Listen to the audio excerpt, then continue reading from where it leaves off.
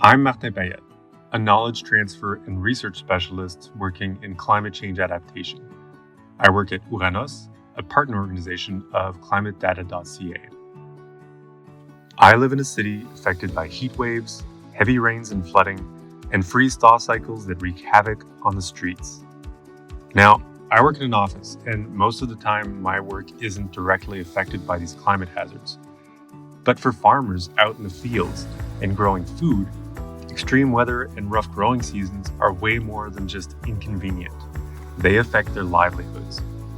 Which begs the question, when so much depends on factors you have no control over, how do you plan for a changing climate?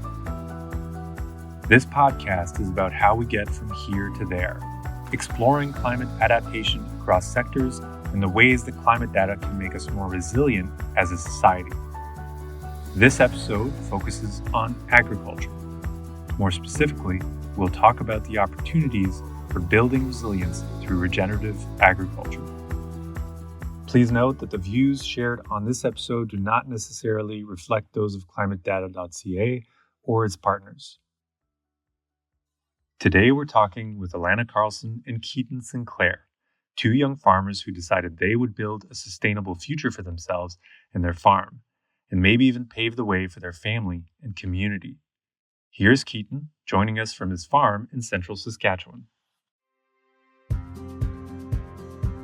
Growing up on a mixed grain and cattle farm, I was, passionate about farming, just being involved in it since the age of 12, driving a grain truck and working with the cattle and chickens and pigs and other animals as well.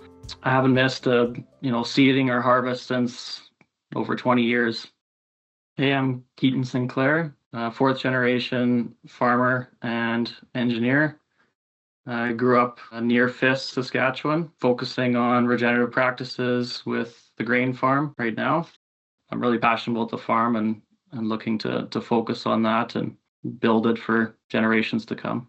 I'm Alanna Carlson. I'm Keaton's wife, and I'm a lawyer and entrepreneur. I run a consulting business. I also work on the farm with Keaton. I'm from Outlook, Saskatchewan. Grew up on a grain farm where we did a lot of different research projects. I kind of tried to become a city girl. I couldn't stay away from farming. Keaton bought a piece of farmland from a neighbor that he uses to get used to managing his own land, making crop decisions, selling, marketing, everything involved with managing a small farm. But it was a rocky start. I started farming my own land 5 years ago now. Yeah, the first year I grew green peas across the whole field, and we had this one random cloud that came through, a very dark cloud that came and hailed on the whole field. All of the peas were knocked out of the pod and onto the ground, so that was a very tough year to start out. And then the next year and the next, 3 years after that, we didn't get any rain, and it was very tough harvesting the next few years. It was so dry the third year that we were farming that I didn't even combine the field. There was essentially just a bunch of sticks out there. That's when I realized it was time to make some changes. I grew up in a region that's considered the irrigation capital of Canada. So most of the fields in that area are very flat, and they're close to a big water dam with a canal system that you can pay for water to come and you spray it on your field in these big rotating pivots. That is not at all possible in the land that we farm because it's very, very hilly and also full of rocks. What Keaton and Alanna realized fairly quickly was that the climate they were facing was not going to make farming their land easy. If they wanted to make their farm sustainable on a young couple's budget, they had to look beyond many of the conventional ways of farming they took for granted. We'd heard of some other regenerative practices. Actually, my brother-in-law had been studying it, reading books and attending courses and whatnot from the ranching perspective. But a lot of those things that he was learning translated well to crop farming as well. So that was kind of our introduction. And so we started talking with him more and other people.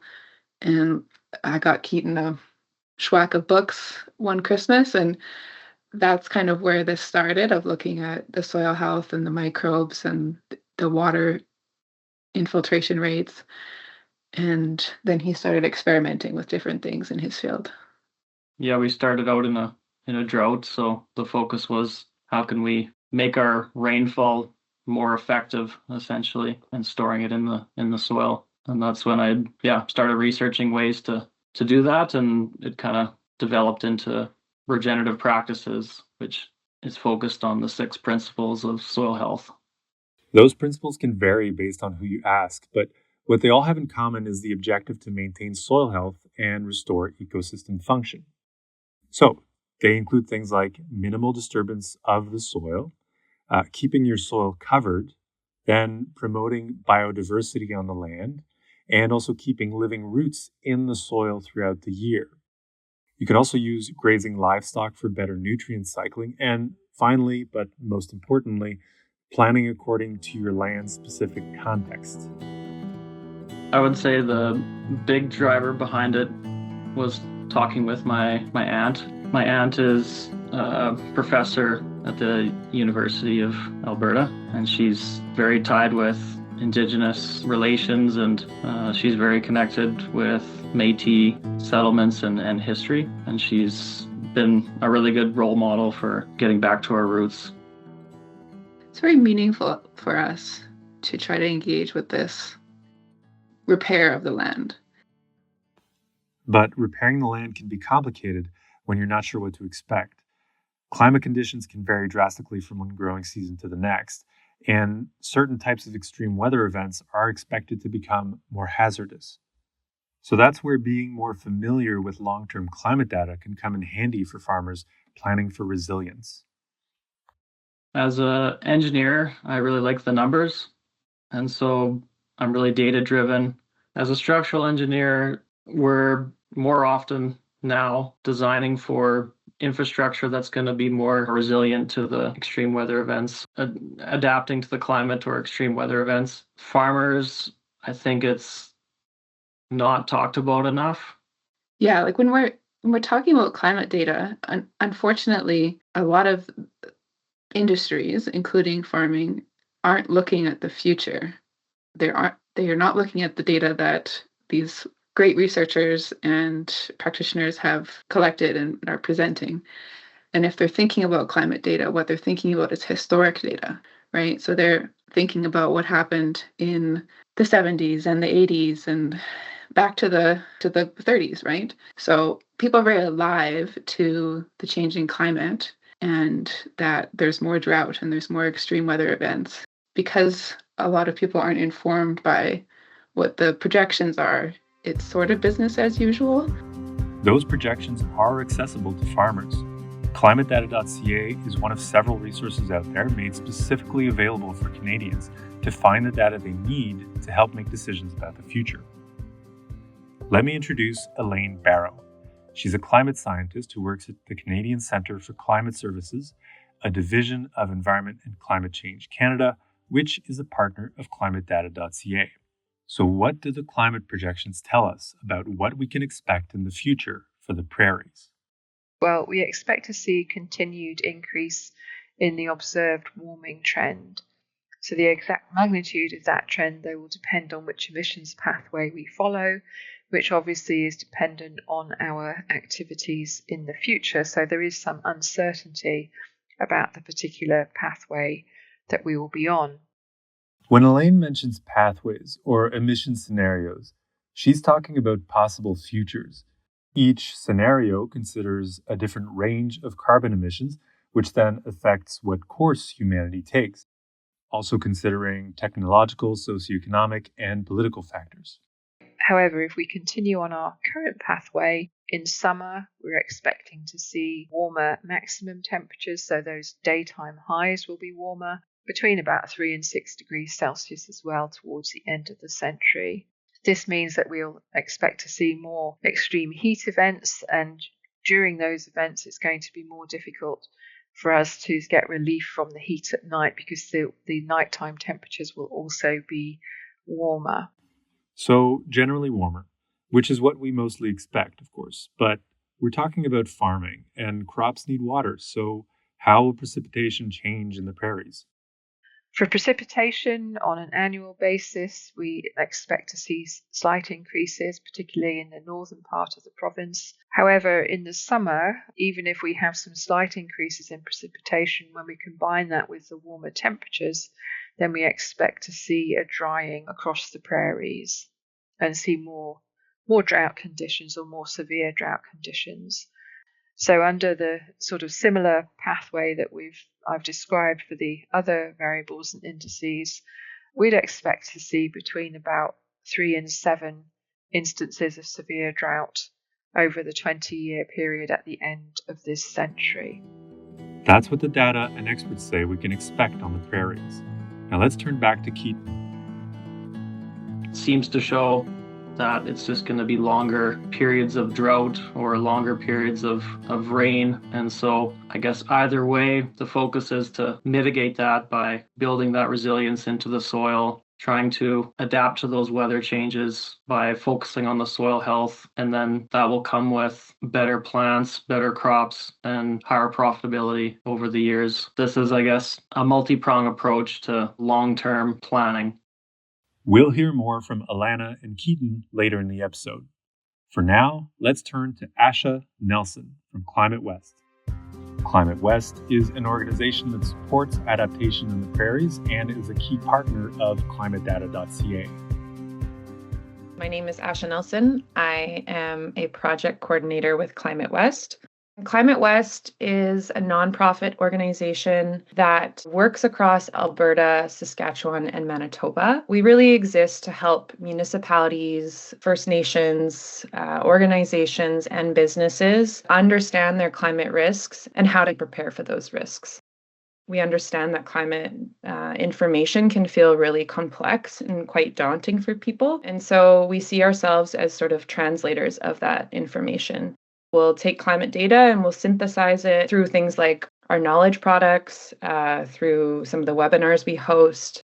We really want to sort of facilitate collaboration and knowledge exchange. With climate adaptation, we really need all of society on board. And so a large part of what Climate West does is that we bring people together to share knowledge, to learn about some of the latest innovative prairie-based approaches to climate adaptation, and really foster some of that collaboration so that people leave these spaces feeling more confident to continue this work. So what kind of innovative solutions is Climate West seeing in the agriculture sector? And what I think anyone sort of in the sector of agriculture will tell you is that farmers know their land best. They know what works for them. We have the opportunity to sort of learn and connect with people working across the agricultural sector here in the region, and as a result have been able to really learn and amplify some of these solutions that we're seeing really on the landscape to addressing some of the climate risks in agriculture. One of those, I think, strategies that we really see emerging and taking off in the region is regenerative agriculture. What regenerative agriculture is, in short, is that it's really about working with nature to help restore ecosystem and soil health. In the prairies, we're facing increasing challenges when it comes to water availability. And so it's really important to restore the soil's ability to be able to absorb water during instances of flooding, as well as to hold on to water moisture during instances of drought, which makes regenerative agriculture increasingly of interest to farmers in the region. What's great is that I think regenerative agriculture isn't necessarily a set of rigid practices. It's a lot more flexible than that. In fact, it's sort of based on this set of principles that can be applied to a wide range of farms, depending sort of on their various ecosystem needs. Those are the same principles that Keaton mentioned earlier. So some of these principles include things like minimizing soil disturbance, maintaining crop cover. And I think it's important, though, that when we talk about regenerative agriculture, that we acknowledge that it's not necessarily a new idea. Indigenous people have been working with nature to develop really innovative, nature-based sort of farming practices for centuries, for time memorial, that I think we can really learn from to this day. Regenerative agriculture is a lot about experimentation. Like Asha and Alanna and Keaton have said, every farmer's land is different. It has its own needs and peculiarities and climate, and it's the farmer who knows it best and can try things out based on their acquired knowledge. Keaton and Alanna didn't just open a textbook about regenerative agriculture. When you look at their journey, it's full of trying to figure out what works for them. We started with trying some intercropping, planting 2 different crops at the same time, same field. They work together. They share nutrients, and it helps give more water infiltration by having more roots in the field and in the soil. And so it's more effective at using that rainfall, the limited amount of rainfall that we get. It's worked fairly well, and I think we have more tweaking every year with different types of crops and pairing those together. In our intercropping experiment, Keaton's dad was swathing this field. Swathing is a method where you cut the crop when the seed is close to mature and lay it in a swath to dry before harvesting. Where we had a monocrop. We had lentils by themselves, and then we had lentils and mustard intercropped together. Yeah, so he was operating the swather, and there were so many weeds in that area. He finished that area and then moved on to the intercrop of the lentils and mustard right beside it, and could not believe how little weeds there were.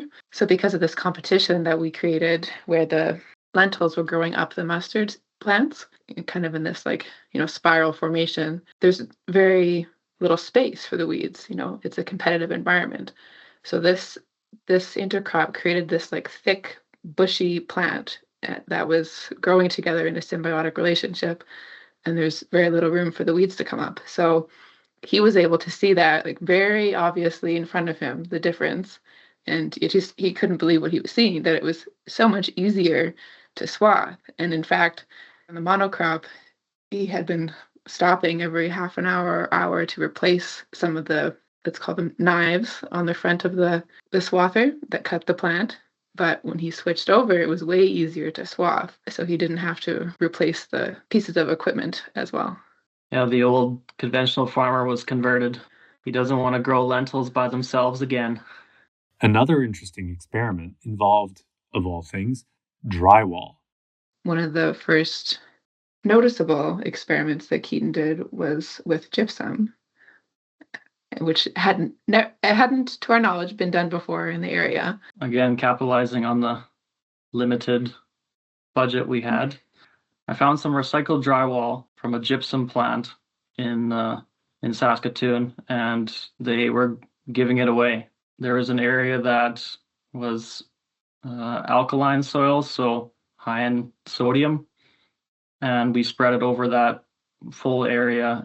We had good results with that the first year. The crop grew right through it. There was typically no crop in there before, or very poor crop, and that year it had grown nicely, right through it. And that's when we noticed a huge difference with the gypsum and kind of how it ties up the sodium and seemed to open up the soil for the roots and the crop to grow in. Combining this kind of experimental approach with analysis of micronutrients in the soil helps them determine what works. I take lots of samples, so soil sampling throughout the year or in the fall. We also take sap analysis, tissue tests from the plants in season. And so that really helps us make those decisions to restore balance in the soil, restore balance in the plants. Really, we're focusing on where are we not only deficient in a nutrient, we're also looking at where we have excesses in the nutrients. And that's where we're always focusing on the balance. How do we balance our soil and our nutrient composition and mineral composition of the soil? It's not always focused on the macronutrients, your nitrogen, phosphorus, potassium, and sulfur. A lot of it is focused on the micronutrients, because that's what gets your soil aerobic, more oxygen, and cycling properly. It's about creating that balance to get your soil working properly, building the root systems for the plants, and creating a high quality nutrient composition in the plants. They also experimented with more novel approaches and relied on soil analysis to keep track of results. One of the ways that we're doing that is making our own fertilizers and composts. So for instance, Keaton has a bucket of fish and molasses fermenting in the basement right now, and it does not smell. And that's a 8 months process, I think, to ferment it properly. It's just a 5-gallon pail, but a small extract of that can go a long way. So we'll be experimenting with that in the springtime, as well as making our own compost tea. He has a whole plan for that as well that we'll be expanding into.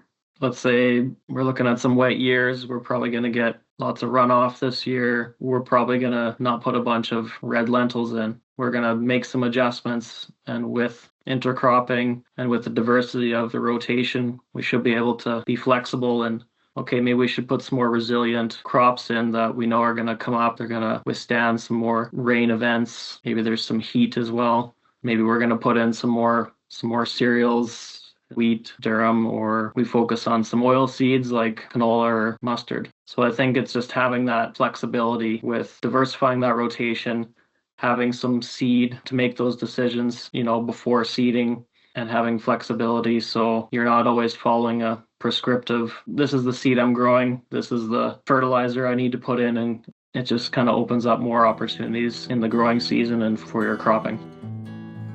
When going through this process of exploration and experimentation, it's good to be able to work with information on the weather for upcoming seasons. And one way to access that information are seasonal to decadal forecasts. I'm Haley Dosser, and I am a physical scientist. I work on seasonal to decadal forecasting with the Canadian Centre for Climate Services. Seasonal to decadal forecasts, basically these forecasts tell us something about what conditions are likely to look like over the coming months, seasons, out to a decade. So what we're doing with the climatedata.ca are forecasts for the upcoming 3 months and forecasts for rolling 3-month seasons over the next 12 months and make them a little more useful for decision making and planning. And then within the next year-ish, we're hoping to get decadal forecasts up as well. Seasonal forecasts are most useful when you're making a decision that would benefit from having some idea of what the season as a whole will look like. So they can't tell you what the weather will be on a particular day or week in that season, but they give you a sense of the direction that season is heading. Is it likely to be much warmer than normal? Is it likely to be much wetter than normal? Things like that. Then decadal forecasts actually cover 5-year periods. So it's like the next 5 years and then the 5 years after that. So they're really great for decisions that involve a 5-year plan or thoughts around infrastructure or purchases that need to last for 5 to 10 years. People are very familiar with weather forecasts. That's hours to a couple weeks in the future. And then people who use climatedata.ca are going to be really familiar with climate projections. So that's looking out decades into the future to the end of this century. And there is a big gap between those two. And that is really where seasonal and decadal forecasts fit very nicely. Come to the site, we have a seasonal to decadal landing page with some really great resources. Just explore a little bit, take a look at the interactive map, search for your location where your farm is, and see what the forecast says. Right now for seasonal to decadal, we have 2 variables. We have the mean temperature and we have the total precipitation. I think seasonal to decadal forecasts are actually a wonderful fit for agriculture because you're often needing to make decisions a few months ahead of time for your upcoming growing season. So those decisions can involve everything from what seeds you're going to be purchasing, what varieties of crops you're going to be planting, when you're going to start your field prep, what sort of irrigation you need to plan for over the summer, what your harvest timetable might look like. Seasonal forecast specifically can help with all of those decisions. And then when you get to the decadal forecasts, that's giving an idea of over the next 10 years, what do you need to prepare for? How can you make your farm better able to withstand these climate changes that have already happened and that are already affecting us now and are just going to get worse over the next decade? I'm part of a cooperative community farm out here on Vancouver Island.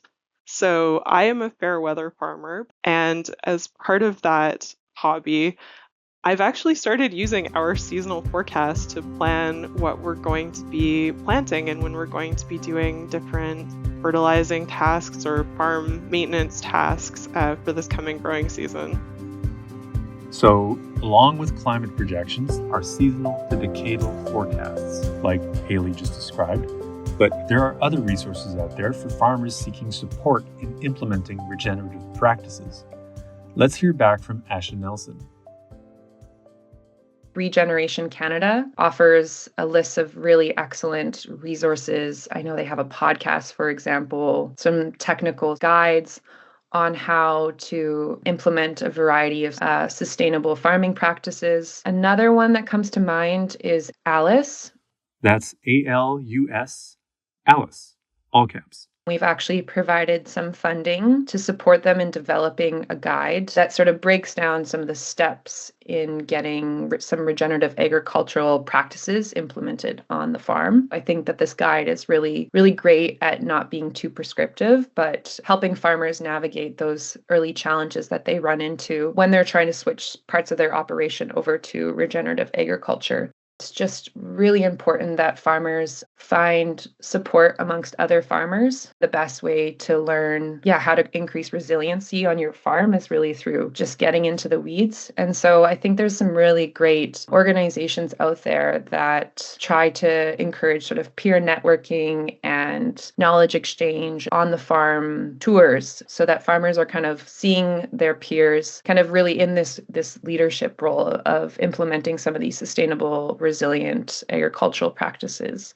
I believe that farmers are strapped often for time, resources, and honestly, sometimes just like the finances to be able to take sort of new things on, like some of the regenerative agricultural practices we've talked about. And so I think that it's really important to sort of point farmers in the right direction when it comes to various funding opportunities that are available. One that I think is worth highlighting would maybe be the Prairie Watershed Climate Program. And what this is that it offers producers funding to implement a number of beneficial management practices. I would encourage listeners who are kind of new in their journey to consider reaching out to Climate West. We have a help desk where we, receive a wide range of inquiries from all different sectors, including agriculture. We're super happy to take the time to better understand your concerns and point you in the right direction, whether that's helping you access climate data so you better understand your climate risks, or just connecting you to some of these programs that we've mentioned today as well. So please don't hesitate to connect with us.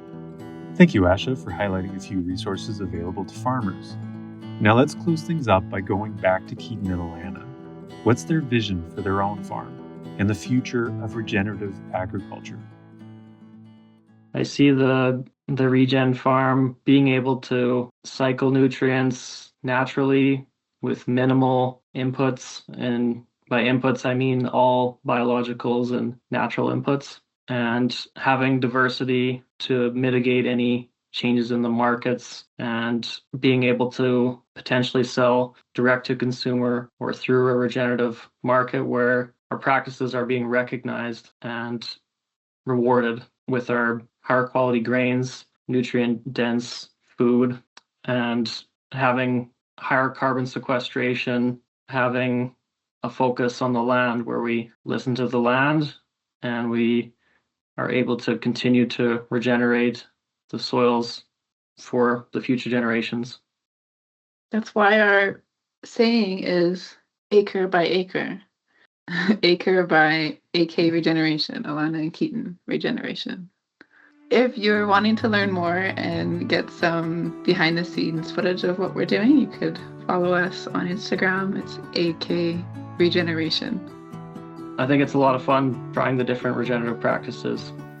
And so it's a long process, and there's a lot of nuances to it. So try not to get caught up in the details and do just a few things at once. Try not to do everything at once and see what works for you.